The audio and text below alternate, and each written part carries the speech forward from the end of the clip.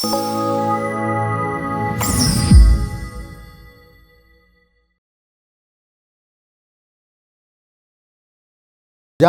కాంగ్రెస్ పార్టీలో రాజీవ్ గాంధీకి, మాజీ ప్రధానికి అత్యంత సన్నిహితుడైన స్నేహితుడు, సీనియర్ కాంగ్రెస్ నాయకుడు శ్యామ్ పెట్రోడా అన్నాడు. ఈ శ్యామ్ పెట్రోడా రాజీవ్ గాంధీ ప్రధానమంత్రిగా ఉన్నప్పుడు సర్వం తానై అన్ని వ్యవహారాలు ఆయనే నిర్వర్తించేవాడు.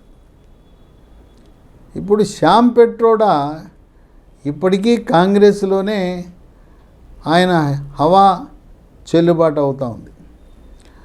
ఆయన ఎన్నికల ముందు ఒక విమర్శ చేశాడు.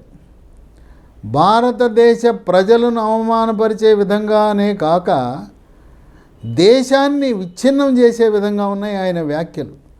వ్యంగ్యమైన వ్యాఖ్యలు, అవమానకరమైన వ్యాఖ్యలు, అసభ్యకరమైన వ్యాఖ్యలు, భారత జాతిని, హిందూ జాతిని, మన దేశ ప్రజలను అగౌరవపరిచే విధంగా ఆయన వ్యాఖ్యలు చేశాడు.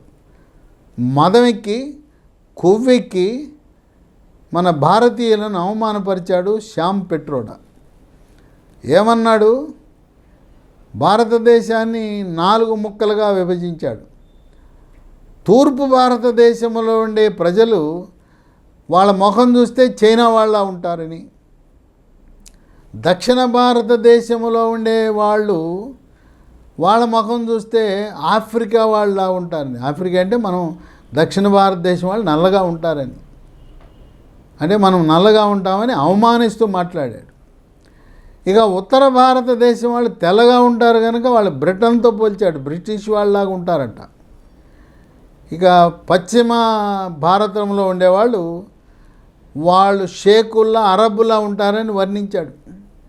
ఇలా భారతీయులను విదేశీయులతో మన వర్ణాన్ని బట్టి అవమానపరిచాడు శ్యామ్ పెట్రోడా. ఇది రాజకీయ పార్టీలు ఆగ్రహావేశాలకు గురైనాయి. ప్రజల్లో అలజడి వచ్చింది. దేశాన్ని విచ్ఛిన్నం చేయడానికి ఇటువంటి కుట్రపూరితమైన వ్యాఖ్యలు చేశాడు శ్యామ్ పెట్రోడా అని చెప్పి కాంగ్రెస్ పార్టీని ఎన్నికల ముందు ఇరకాటంలో పెట్టేసింది. అడుగడుగున పాత్రికేయులు, ప్రజలు, నాయకులందరూ ప్రశ్నించడం ప్రారంభించారు.